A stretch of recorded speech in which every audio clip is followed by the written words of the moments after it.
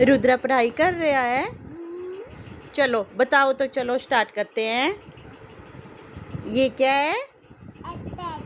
B for C for D for E for F for fish, very good. G for अंगूर, अरे grapes बोलो। H for कुकरू, hen। I for बेटू, इधर बताओ। आई फॉर आइसक्रीम, अरे वाह। जे फॉर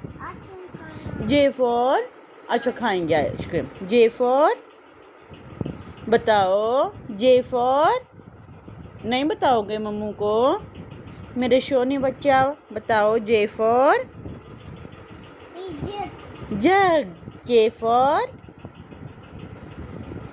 बताओ काइट। एल फॉर लॉइन, शेर। हाँ।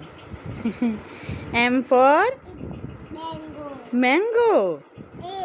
ये क्या? एन फॉर अरे बच्चे नहीं बोलते इनको, ये तो नेस्ट है।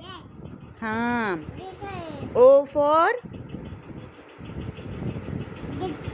Owl, owl. अच्छा पी फॉर तोता, तोरे पैरेट। क्यू फॉर दीदी, क्वीन। आर फॉर अच्छा बताऊंगी मैं, ये क्या है? आर फॉर बताओ। R for